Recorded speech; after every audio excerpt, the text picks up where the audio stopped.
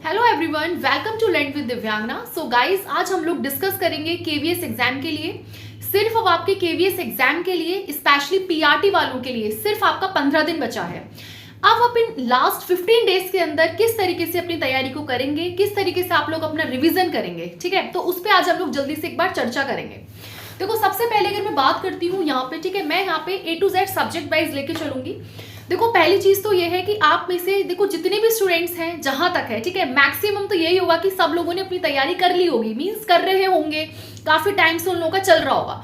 बहुत कम ही परसेंट ऐसी होगी जो अभी तैयारी करेंगे स्टार्ट, है ना, जो सोच रहे होंगे कि लास्ट 15-20 दिन में हम लोग तैयारी करेंगे, ठीक है। तो देखो, जो अब आपके पास सिर्फ लास्ट 15 डेज है, सबसे पहली चीज तो आप लोग ये समझ लेना, अगर आपको जो चीज आती है उस पर आपको बिल्कुल टाइम वेस्ट नहीं करना है। अगर आपको पता है कि यार मुझे मैथ्स का ये वाला क्वेश्चन आता है, यार मुझे रीजनिंग का ये वाला टॉपिक क्लियर है, तो उसको बार बार रिवाइज करने में अब आप लोग अपना टाइम वेस्ट नहीं करेंगे। अब आपको वो चीज करनी है जो आपको बिल्कुल नहीं आती है, ठीक है। मतलब आपको लग रहा है कि यार इस वाले सब्जेक्ट का वेटेज ज्यादा है ना, तो अब आपको लग रहा है ये मेरे को आता भी नहीं है, तो आप अब वहीं पे अपना ज्यादा से ज्यादा टाइम दीजिए जो आपको बिल्कुल नहीं आ रहा है, क्योंकि जो चीज आप करते हुए को बार बार करेंगे तो वहां पे आप लोगों का टाइम हो जाएगा वेस्ट, और अब टाइम वेस्ट करने के लिए बिल्कुल भी टाइम नहीं है। पहली चीज तो ये क्लियर होती है। दूसरी चीज आपकी देखो ये आती है, हम लोग जो है ना मॉक टेस्ट के चक्कर में बहुत ज्यादा टाइम भी वेस्ट कर रहे हैं और साथ में डिमोटिवेट भी हो रहा है। क्यों? यार मेरे मॉक टेस्ट में मार्क्स ही नहीं आ रहे, मेरे तो मार्क्स 120 रह जा रहे हैं, मेरा तो 110 स्कोर आ रहा है, तो यार अगर इसमें इतना कम आ रहा है तो एग्जाम में कितना कम आएगा। पहली चीज तो ये, मॉक टेस्ट से कोई भी आपकी जो आप एग्जाम में जाके अपनी परफॉर्मेंस करने वाले हो उसका कोई भी अंदाजा नहीं लगा सकता है, ठीक है, क्योंकि ऐसा तो है नहीं जो मॉक टेस्ट के क्वेश्चन है वही आपको सीधे एग्जाम में मिलेंगे। हाँ, उसमें से एक दो क्वेश्चन होता है कि फंस जाते हैं, एक दो क्वेश्चन वही सेम आ जाते हैं जो हमने करे होते हैं, ठीक है, बट इट डजंट मीन कि अगर आपके मॉक टेस्ट में कम मार्क्स आ रहे हैं तो आपके टेस्ट में भी कम मार्क्स आएंगे। सबसे पहले तो पॉजिटिव हो जाओ, जितना नेगेटिव हो गए उतना ज्यादा आप लोगों का लॉस होगा, कोई फायदा नहीं है, ठीक है। माइंड आपका वर्क करेगा नहीं जितना नेगेटिविटी माइंड में लेके आओगे, इसलिए कॉन्फिडेंस बहुत जरूरी है। अरे आपके जितने भी नंबर आ रहे हैं ना, आपका होगा सिलेक्शन, आप ये सोचो हाँ मेरा सिलेक्शन होगा, कोई दिक्कत नहीं है कितने भी मार्क्स आए, ठीक है।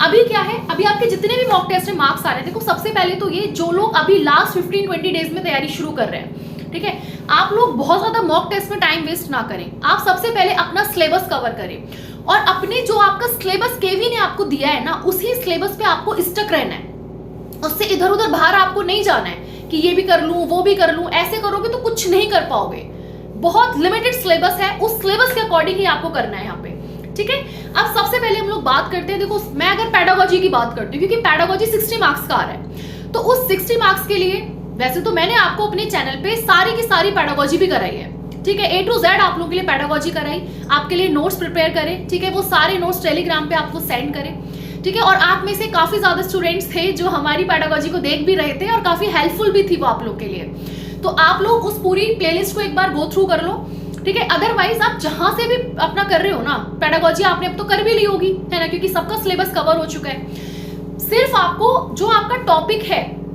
आप अब इस लास्ट मोमेंट में क्या करेंगे, आप सबसे पहले अपना सिलेबस देखेंगे। आप देखेंगे कि ठीक है यूनिट 1 में ये मेरे सब टॉपिक्स हैं, जल्दी से आपने यूनिट 1 निकाली, फटाक से उसको आपने रिवाइज कर दिया, ठीक है।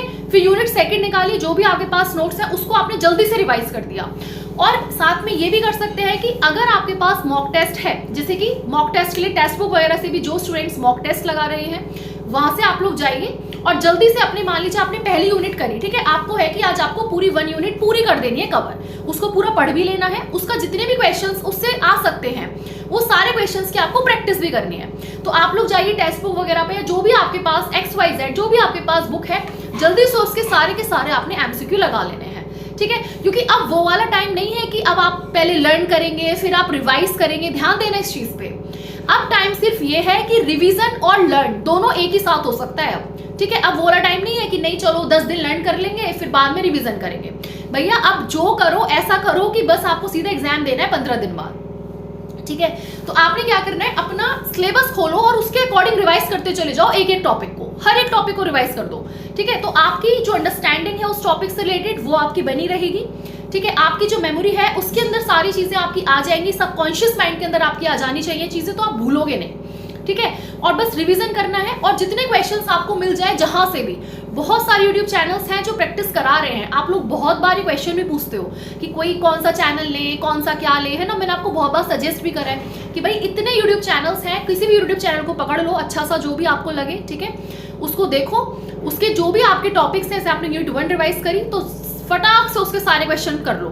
फिर यूनिट 2 पे आए, वो रिवाइज करो, पहले अपना कॉन्सेप्ट क्लियर कर लो, अपने जो आपने नोट्स बनाए हैं उनके थ्रू पहले रिवीजन करो और उसके बाद एमसीक्यू लगाओ। ऐसे करके आपकी पूरी पेडागोजी कवर है, ठीक है। और बहुत ज्यादा टाइम आपको देना नहीं है, यही बस जैसे 5 यूनिट है तो आपको ये बस अपने 5 दिन फिक्स कर दो। लेकिन ऐसे नहीं कि खाली पूरा एक दिन आप पेडागोजी का देंगे, ऐसा आप नहीं करेंगे। पेडागोजी के साथ में आपको साइमल्टेनियसली और अदर सब्जेक्ट को लेके चलना है। अगर मैं मैथ्स और मैं रीजनिंग की बात करती हूँ, दोनों को आप एक साथ करेंगे। आपको बहुत ज्यादा टाइम वेस्ट नहीं करना है। आपको लगता है कि मुझे ये वाला टॉपिक आता है, ठीक है, मुझे प्रॉफिट लॉस आता है, मुझे टाइम वर्क आता है, मुझे एवरेज आता है, तो there is no need to be waste time, ठीक है, there is no need to be, कोई जरूरत नहीं है। आपने क्या करना है, जो आपको आता है उसको स्किप करो फिलहाल, ठीक है, और जो नहीं आता उस पे जाओ, उसको देखो। अब लास्ट में मैम कौन सी बुक ले, कौन सी बुक नहीं ले, अरे यार बुक की जरूरत ही नहीं है, कोई जरूरत नहीं है बुक लेने की। सीधा YouTube पे डालो टॉपिक। आपको टाइम वर्क नहीं आता ना, टाइम वर्क डालो YouTube पे, इतने सारे आपको वीडियोस आ जाएंगे, फटाक से लो उस वीडियो को। बिल्कुल बेसिक से पढ़ाते हैं टीचर्स, बेसिक से आ जाएंगे सारे वीडियोस, ठीक है। और पीआरटी का मैथ्स इतना ज्यादा भी टफ नहीं होता है कि आप सोचो कि बहुत अलग टाइप का मैथ्स होगा। अगर आपने 8th क्लास तक 9th क्लास तक सबको पता होता है ना, आप आराम से डालो, आपको क्वेश्चंस आते चले जाएंगे, अपनी प्रैक्टिस करते चले जाओ, आपका सारा कॉन्सेप्ट क्लियर, ठीक है। कोई जरूरत नहीं है कि ये बुक ले लें, वो बुक ले लें, ठीक है। जो है अब फिलहाल जो है उसी से पढ़ो। अब मार्केट जाने की कोई जरूरत नहीं है, वो टाइम भी नहीं है आपके पास। यूट्यूब बाबा पे सारी की सारी चीजें हैं, जो आप चाहें वो आप सब कुछ आपको अवेलेबल है, ठीक है, फ्री ऑफ कॉस्ट अवेलेबल है, पैसे डालने की भी जरूरत नहीं है, ठीक है। दूसरी चीज, मैथ्स और रीजनिंग दोनों को आप लोग एक साथ लेके चलेंगे, ठीक है। बहुत टाइम वेस्ट नहीं करेंगे, एक दिन रख लो यार, बिल्कुल 2 दिन के अंदर आपको मैथ्स और रीजनिंग बिल्कुल उड़ा दो, बिल्कुल जिसे कहते हैं उड़ा देना। लेके बैठ जाओ, रात के 1 बज जाए, 2 बज जाए, बस लगे रहो कि हाँ भैया मैथ्स करनी है आज। कुछ टॉपिक्स है भाई, ऐसा तो है नहीं कि बहुत सारे टॉपिक्स है, 50 टॉपिक है, 60 टॉपिक है ना। कुछ टॉपिक्स है लिमिटेड मैथ्स के, कुछ रीजनिंग में पढ़ने होते हैं। जल्दी से डालो अपना, जल्दी आपकी जो है एक क्या होता है ना कि अभी ग्रिप बंदी चली जाएगी, हो गया काम आपका। 2 दिन से ज्यादा टाइम नहीं देना है, ठीक है। अच्छा, इसके बाद हम नेक्स्ट बात करते हैं हिंदी इंग्लिश के लिए, ठीक है। हिंदी इंग्लिश के लिए आपने क्या करना है, अब बहुत ज्यादा ये मत करो कि वो वाली बुक पढ़ लूं, ये वाली बुक पढ़ लूं, ऐसे करोगे तो फिर फंस जाओगे। ये सब नहीं करना है अपने को। हिंदी इंग्लिश में क्या करना है, और देखो स्किप भी नहीं कर सकते, हल्के में भी मत लेना, क्योंकि कई बार हमें ये भी नहीं पता होता कि जैसे पूछ लेता है ना कि बताओ कवि है, उसका आप बताइए कि उसका स्त्रीलिंग क्या होगा, ठीक है, तो वो लिख देगा कवित्री, ये वो, ठीक है, चार्ट दे दिए। अब कवित्री लिखने में भी बहुत बच्चे गड़बड़ करते हैं, पता ही नहीं होता कवित्री लिखते कैसे हैं, तो ये वाली गड़बड़ नहीं करनी है आपने, ठीक है। तो आपके पास ऑथेंटिक बुक्स, मैंने आपको बहुत पहले एक वीडियो बनाया था, उससे मैंने आपको सारी बुक्स बताई थी, ठीक है। तो देखो मैं आपको फिर एक बात बोलूंगी, कॉम्पिटिटिव जब हम एग्जाम में जाते हैं तो उसका मतलब ये नहीं होता कि हम इस कॉम्पिटिटिव एग्जाम में बैठ रहे हैं तो इसके लिए अलग बुक आएगी, उसके लिए अलग बुक आएगी। अरे जब आपको पता है कि हर एग्जाम में हिंदी भी आती है, इंग्लिश भी आती है, तो आपको अलग अलग बुक लेने की क्या जरूरत है। आप वही सिमिलर बुक्स का यूज करो ना, बुक्स में तो वही ज्ञान मिलेगा ना आपको, उस बुक में भी आपको संख्या मिलेगी और उसमें भी मिलेगी, ठीक है। तो ऐसे नहीं होता कि अगर मैं केवी का पेपर दे रही हूँ तो उसके लिए अलग से हिंदी की बुक लाऊंगी, ठीक है। अगर मैं कोई और सा पेपर दे रही हूँ, एस्टैट दे रही हूँ, तो उसके लिए कोई अलग से हिंदी की बुक लेके आऊंगी, ऐसे नहीं होता है। कोई भी 1-2 ऑथेंटिक बुक रखा करो, एक नहीं 2 रखा करो, बस उससे पढ़ना है आपने।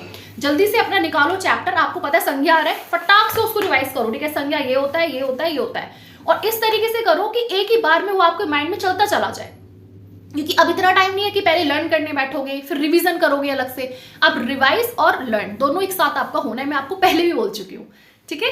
तो ये वाली चीज आपने करनी है, जल्दी से अपना सारा गो थ्रू करना है सिलेबस, ठीक है।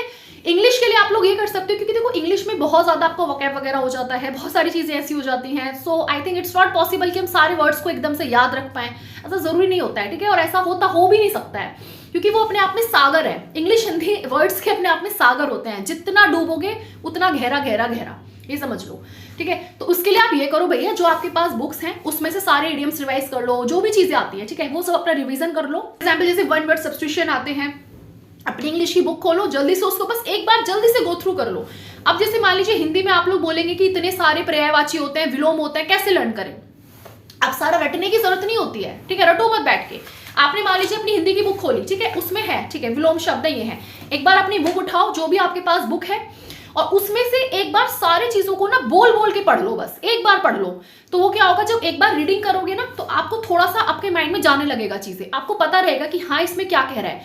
फिर उसकी जब आप ऐसे करके उसकी 2-3 बार रीडिंग कर लोगे ना, बहुत है बस इतना। जब आप एग्जाम में बैठोगे ना, जब आपके सामने आएगा वो क्वेश्चन, तो आपके माइंड में आ जाएगा कि यार इसका मैंने पढ़ा था। ऑप्शंस देख के आप लोग कर लोगे। तो इतना नहीं होता है कि बैठ के चीजों को अब रटोगे कि हाँ इसका ये उसका वो, ऐसे नहीं। बस एक एक बार से ना रीडिंग कर लो हर चीज की। देखो रीड करना बहुत जरूरी है, किसी भी चीज को स्किप मत करना। अगर आपको लग रहा है आपके पास टाइम है तो अच्छे से उसको लर्न करो, आपको लग रहा है आपके पास टाइम नहीं है तो एक बार रीडिंग जरूर कर जाओ। 2-3 बार रीडिंग कर लोगे ना तो थोड़ा सा आपके माइंड में वो हो जाती है चीजें, सबकॉन्शियस माइंड में थोड़ा कहीं ना कहीं आ जाता है कि हाँ ये मैंने पढ़ा था, ये ऐसे था, ठीक है। ऐसे करना है। पर कोई भी टॉपिक छोड़ो मत। अगर आपको लग रहा है ना कि यार नाउन तो मुझे आते हैं, बच्चों वाली चीजें इन्हें कौन पढ़ेगा, नहीं, एक बार उसे भी पढ़ो, उसके एक बार टाइप्स देख लो। आपके पास बुक है ना, सब कुछ लिखा होता है ना बुक्स में डिटेल में, एक बार देख लो कि नाउन्स कितने टाइप के हैं, ठीक है। एब्स्ट्रैक्ट नाउन है, ठीक है, कलेक्टिव नाउन है, जो भी नाउन है आप लोग के, मटेरियल नाउन है, ये है वो, सारे नाउन को एक बार देखो। एक बार देख लो कि कलेक्टिव नाउन का कौन सा एग्जाम्पल है, इसका कौन सा है, ठीक है। तो ये सब चीजें एक बार अपनी गो थ्रू होना बहुत जरूरी है चीजों से, ठीक है। ये आप करेंगे। और लास्ट मोमेंट पे सिर्फ और सिर्फ अपना ये रखो, ज्यादा दिन नहीं, हर सब्जेक्ट को बस 2-2 दिन, इससे ज्यादा तो दिन भी नहीं है, ठीक है। और जैसे मैथ्स और रीजनिंग है उसको एक दिन में करो, खत्म करने की कोशिश करो, ठीक है। एक नहीं तो मतलब 2 दिन मिला लो, दोनों को एकदम से खत्म करो। इस तरीके से आपने करना है, क्योंकि उसमें अलग से तो आप करोगे नहीं, रीजनिंग अलग से जाओगे, मैथ्स अलग से जाओगे, ठीक है। वो आपका आसानी से हो जाएगा। इसके बाद आपका क्या आता है, करंट अफेयर्स और जीके, ठीक है। जीए अपने आप में बहुत वास्ट है। जीए के अगर आप पीछे पढ़ोगे ना कि अलग से हिस्ट्री की बुक लेके आऊं, उसे पढ़ूं, फिर एक एक टॉपिक पॉलिटी का पढ़ूं, एक एक टॉपिक इसका पढ़ूं, फंस जाओगे, कोई मतलब नहीं है। इसका एक सोर्स ये हो सकता है, सब्स्टिट्यूट जिसको हम बोलते हैं, कि वो जो लुसेंट वाली बुक आती है ना, उसमें पूरी जीए होता है, पूरा उसमें ना जनरल अवेयरनेस सारी होती है, उसमें जनरल नॉलेज के उससे आती है, उसमें सारे सब्जेक्ट्स होते हैं। तो उसको आप एक बार चाहो ना तो एक बार आप उसको पढ़ जाओ, ठीक है। उसकी एमसीक्यू वाली लेना, उसमें भी डिस्क्रिप्टिव वाली मत लेना, फंस जाओगे, नहीं कर पाओगे, बहुत मोटी होती है। उसकी जो एमसीक्यू वाली है ना, एक बार उसके सारे क्वेश्चंस देख जाओ, ठीक है। इससे ज्यादा क्या दोगे भाई, बहुत है, ठीक है। बच्चे की जान थोड़ी ना लेनी है। इसके बाद क्या करना है, करंट अफेयर्स के लिए बहुत ज्यादा इधर मत भटको। अगर आप लोग करते चले जा रहे हो, एटलीस्ट 8 महीने का तो करके जाओ, मतलब 1 साल का सोचो। मैंने आपको बोला था, इसीलिए मैंने आपको शुरू में बोला था कि स्पीडी ले लो, बहुत अच्छी मैगजीन है, अच्छे एग्जाम से हो जाते हैं आसानी से, मतलब काफी क्वेश्चन फंस जाते हैं। तो मंथली ले लो। इसके अलावा कोई भी आपके पास मैगजीन है, 8 से मतलब वही 1 साल का कोशिश करो, वरना 8 महीने का तो अच्छे से रट के पी जाओ, घोट के, ठीक है। और आपको टॉपिक भी मैंने डिस्कस करे हुए हैं कि कौन कौन से टॉपिक्स आपको पढ़ने हैं करंट अफेयर्स में। ये नहीं कि लिया उठाया और सब कुछ पढ़ना शुरू। आपको पता है स्पोर्ट्स आता है, आपको पता है अवार्ड्स आता है, आपको पता है पर्सनैलिटीज आती हैं, और भी बहुत सारे हैं। जिसने वीडियो नहीं देखी है, लिंक में डिस्क्रिप्शन में ऐड कर दूंगी, एक बार वहां से देख लेना। वही टॉपिक सिर्फ आपको पढ़ने हैं, उन टॉपिक से आपको रिलेटेड सारी चीजें पढ़ के जानी है करंट अफेयर्स में, ठीक है। जनरल अवेयरनेस के लिए मैंने आपको बता दिया है। इतना टाइम नहीं है कि अलग अलग बुक्स को लोगे हैं, पॉलिटी के अलग उठाओगे, लक्ष्मीकांत ले लो, ये ले लो, नहीं, ये सब नहीं चलेगा, ठीक है। इतना डीप अपने को जाना भी नहीं है, क्योंकि वही दोनों मिला के 10 नंबर है, ठीक है। तो इतना आप लोग कर लो, बहुत है। इसके बाद कंप्यूटर की बात करते हैं। तो कंप्यूटर में लुसेंट आती है, पतली सी बुक है, लास्ट मोमेंट पे बस उसको एक बार पढ़ जाओ, इतनी तो आपकी पकड़ बना देगी, ठीक है। 5 क्वेश्चन में से एटलीस्ट 3 तो सही कराओगे, ठीक है। इससे ज्यादा आप क्या करोगे, बहुत है। इसके बाद क्या बचता है, आई थिंक सारे सब्जेक्ट्स डन हो चुके हैं। अगर कुछ रहा हो तो प्लीज कमेंट सेक्शन में बता देना, शायद मैंने सब बता दिया है ना। यस, अब बात आती है आपकी ईवीएस की, जिसको लेके आप सबसे ज्यादा कंफ्यूज थे कि ईवीएस में क्या करना है, कैसे करना है, ठीक है। सबसे पहले तो एक चीज अपने दिमाग में रख लीजिए कि आपको एनसीईआरटी से बाहर कहीं भी नहीं जाना है। आपको जो कुछ आना है ना आपका, वो सब एनसीईआरटी से ही आना है। एनसीईआरटी के इर्द गिर्द सब कुछ वही रहना है आप लोगों का, ठीक है। तो अभी पीआरटी वालों के लिए 1 to 5th आपकी सबसे पहली प्रायोरिटी होनी चाहिए कि 1 to मतलब जो भी आप, क्योंकि फर्स्ट क्लास से तो होती नहीं है, 3rd से लेकर 5th तक होती है एनसीईआरटी ईवीएस की, ठीक है। तो यहाँ पे आपने क्या करना है कि सबसे पहले 3 से लेके 5th क्लास तक की एनसीईआरटी को अच्छे से घोट के पी जाना है, पहली चीज ये करेंगे। उसके बाद क्योंकि आपके जो थीम्स हैं, उस थीम्स के अकॉर्डिंग ही आपको पढ़ना है। जब हम किसी भी एग्जाम को देते हैं तो उसमें सबसे ज्यादा इंपॉर्टेंट ये होता है, पढ़ने से ज्यादा इंपॉर्टेंट होता है कि हमें क्या नहीं पढ़ना है। अगर जिस बच्चे को ये पता है ना कि मुझे क्या नहीं पढ़ना है, तो उसके लिए चीजें आसान हो जाती हैं। इस चीज को ध्यान देंगे, ठीक है। अब क्या करना है भैया, 8th क्लास तक की भी कुछ एनसीईआरटीज को यहाँ पे आपको कवर करना है। कुछ बच्चे कह रहे थे कि जैसे 12th की, अब 12th में ना जैसे कुछ बायो के चैप्टर्स में से कुछ थीम्स हैं, आप वो भी करोगे, ठीक है। लेकिन अभी जिन लोगों को बिल्कुल कुछ नहीं आता है, या जो सोच रहे हैं कि यार मेरे को तो भी 350 नहीं आती, 8th वाली भी नहीं आती, तो अभी इतना 12th वाली पे मत जाओ फिलहाल। पहले 3 to 5 को अच्छे से कर लो, 8th क्लास तक की वो भी सिर्फ अपने थीम्स के अकॉर्डिंग आपको पढ़ना है, जो आपकी थीम्स हैं, ठीक है। इसके लिए मैंने कुछ वीडियोस भी आप लोगों को सेंड करा था टेलीग्राम पे, एक बार वहां से भी आप लोग देख सकते हो कौन सी और एक्स्ट्रा वीडियोस आप 8th क्लास के लिए देखेंगे, ये आप लोग करेंगे, ठीक है। और एक और चीज मैं ऑनेस्टी के साथ आपको बोलूंगी कि मान लीजिए आपके पास कोई भी आपके पास स्टडी गाइड है, चाहे वो किसी भी चीज की है, कहीं से भी हो आपके पास कोई भी बुक है, लेकिन एक बात प्लीज मेरी समझ लेना, खुद से जो पढ़ते हो ना, अगर आप खुद से आपने एनसीईआरटी पढ़ी है तो उसका एक अलग ही आपको फायदा मिलेगा, है ना। क्योंकि देखो क्या होता है, कोई भी अगर बुक होती है ना, उसमें ईच एंड एवरीथिंग को कवर नहीं किया जाता। ये बहुत, मैं आपको बहुत वैसी बात बता रही हूँ, कभी नहीं करते किसी भी चीज को कवर। आपने क्या करना है, आपके पास मैंने आपको पहले भी बोला था, ऐप होता है, ऐप एनसीईआरटी का, सीधा एनसीईआरटी का ऐप डाउनलोड करो, उसमें 1st से लेके 12th क्लास तक हर सब्जेक्ट की सारी एनसीईआरटीज होती हैं। खोलो उसमें 3rd क्लास, निकालो उसमें चैप्टर और एक बार सारा चैप्टर खुद से पढ़ जाओ। और एक बात और ध्यान रखना, सबसे इंपॉर्टेंट बात, चैप्टर आप पढ़ोगे, ठीक है, आपको लगेगा यार चैप्टर में तो कुछ भी नहीं है ना, आपको कुछ इस तरह की फीलिंग आएगी, अरे क्या चैप्टर है, बड़ा अजीब सा है, कहानी सी दे दी है, ये दे दिया है। उसमें जो वो क्वेश्चंस होता है ना बीच में, उन्हीं में ही आपके क्वेश्चन आंसर्स छुपे होते हैं और वहीं से एमसीक्यू निकल के आते हैं। आपको लगेगा यार मैंने पूरे चैप्टर पढ़ लिया पर मैंने ये तो कहीं नहीं पढ़ा, लेकिन जो से क्वेश्चन आंसर्स बीच बीच में होते हैं उसको जब आप पढ़ोगे ना, बस वही क्वेश्चन वही आंसर बन जाता है। तो ये सब आपने अच्छे से पढ़ना है। 3 to 5 पढ़ लो, 8th क्लास से कुछ थीम्स के अकॉर्डिंग पढ़ना है, सिर्फ कुछ सारी 8th क्लास तक की नहीं पढ़नी, जो आपके चैप्टर्स के अकॉर्डिंग थीम है, ठीक है। तो 8th क्लास तक तो एनसीईआरटी है नहीं, एनसीईआरटी तो ईवीएस की, मैं ईवीएस की बात कर रही हूँ, 5th तक है। उसके बाद आपको ना कुछ चैप्टर्स जैसे 8th क्लास के मान लीजिए ज्योग्राफी से आप लोगों ने पढ़ लिए, कुछ साइंस के चैप्टर्स, मतलब जो थीम को रिलेट करता है वो चैप्टर्स, ठीक है, वो आपको ऐसे पढ़ना है। तो ये आपका ईवीएस डन हो जाता है, ठीक है। जो मेरी बोलने की स्पीड है, मैं जानबूझ के और भी तेज बोल रही हूँ, वैसे तो मैं कुछ बोलती भी जल्दी हूँ, ठीक है, काफी बच्चे कहते भी है मेरे से, बट थोड़ा सा ना आप लोग क्या करा करो, जब आपको लगा करे कि मैं जल्दी से बोल रही हूँ, ठीक है, क्योंकि मैं बिल्कुल नहीं चाहती कि पता है वीडियो बहुत लंबी हो जाए, इट्स सो बोरिंग। तो मुझे लगता है कि यार जल्दी से बोल के ना काम खत्म करो, ठीक है, आपको समझ आ जाए। बस मेन चीज ये है कि ऐसा भी नहीं, खैर नहीं बोलना कि आपको समझ ही ना आए, उससे कोई फायदा नहीं है। तो जो स्पीड वाला ऑप्शन होता है ना यार, उससे थोड़ा सा कम ज्यादा कर लिया करो। आपको लगे मैं बहुत तेज बोल रही हूँ तो हल्की कम कर लो, आपको लग रहा है कम धीरे बोल रही हूँ तेज कर लो, उससे आपका भी टाइम बच जाएगा और मेरा भी टाइम बच जाएगा। क्या करना है, अब बोलोगे कि मॉक टेस्ट है ना, अब मॉक टेस्ट रोज मत लगाओ, पहले अपना सारा सिलेबस को रिवाइज कर लो। जिसको अच्छे से सिलेबस आता है वो तो एंड मोमेंट पे सिर्फ टेस्ट दो, जिसको नहीं सिलेबस आता है वो अभी मॉक टेस्ट के पीछे मत भागो, ठीक है। जब तक सिलेबस ही नहीं आता होगा आपको तो मॉक टेस्ट में कर क्या लोगे बताओ। इसलिए पहले अपना जो सिलेबस है उसको अच्छे से कवर कर लो, कोई जरूरत नहीं है मॉक टेस्ट के पीछे भागने की, फिलहाल बिल्कुल भी नहीं। अभी सिलेबस इंपॉर्टेंट है, मॉक टेस्ट तब दिया जाता है जब सिलेबस हो गया या कोई टॉपिक हमने पढ़ लिया, तब हम अपने आप को चेक करते हैं कि चलो मैंने ये टॉपिक पढ़ा, अब मैं इसका खुद से क्या कहते हैं ना कि सेल्फ एग्जामिन करके देखता हूँ, सेल्फ खुद से मैं इवैल्यूएशन करके देखती हूँ कि यार मुझे कितना आया, तब हम मॉक टेस्ट देना चाहिए, अभी मत दो, ठीक है। इसके बाद क्या करना है आप लोगों ने, ये आपका हो जाता है, तो आई थिंक सारी चीजें क्लियर हैं। और कुछ रहा हो तो बता देना, ठीक है। देखो ये वाली प्लेलिस्ट है पैडागॉजी की, अगर आपको देखना है इसको देख लो, वरना नोट्स टेलीग्राम पे मिल जाते हैं तो कोई दिक्कत वाली बात नहीं है। अब सिर्फ आपने क्या करना है, अपने अच्छे से सारे के सारे रिवीजन को बस एक बार गो थ्रू करो। और सबसे बड़ी चीज ये है कि बिल्कुल भी डिमोटिवेट मत हो। अगर कम टाइम है तो वो स्पेशली आपके लिए नहीं है, वो हर बच्चे के लिए कम टाइम है, चाहे कोई भी हो, ठीक है, सबको इक्वल टाइम मिला है। अब वो इक्वल टाइम आपने किस तरीके से यूटिलाइज करा है वो आप जानो, क्योंकि ऐसा तो है नहीं जब केवी का रिजल्ट आएगा तो उसमें जितनी सीटें उन पे तो सिलेक्शन होना है ना, और वो भी तो वही बच्चे हैं जिनको आपके जितना टाइम मिला है। तो इस तरीके से खुद को मोटिवेट करना सीखो। और कभी भी मोटिवेशन एक्सट्रिंसिक मत ढूंढो कि यार बाहर से मोटिवेशन मिलेगा, वो इंट्रिंसिक होना चाहिए, वो अंदर से आना चाहिए, अरे यार कर सकते हो। और जो लोग ये सोच रहे हैं कि मैं नहीं कर सकता, मेरा केवी नहीं निकलेगा, मुझे कुछ नहीं आता, अरे कुछ नहीं बिगड़ा है, अभी भी 15 दिन अगर अच्छे से स्ट्रैटेजी बना के ना तमीज से इसको यूटिलाइज कर लिया तो तुम्हारा कुछ नहीं बिगड़ा है, तुम उस रेस में हो जाओगे। लेकिन 15 दिन में पढ़ लो। अब वो वाला टाइम नहीं है कि इतने घंटे, अरे दिन रात एक करके पढ़ लो, 15 दिन की तो बात है। 15 दिन बाद आराम से फिट रहना, मौज करना, मस्ती करना, कोई दिक्कत नहीं है, खूब घूमना, बट अभी फिलहाल पढ़ना है, ठीक है। बाकी wish you all the very best. बस हमेशा ना एनर्जेटिक होना है, अपने को एकदम ऐसे रहना है कि देख लेंगे जो होगा देखा जाएगा, ठीक है। कौन क्या बिगाड़ लेगा अपना, नहीं तो कुछ बिगाड़ेगा, ठीक है।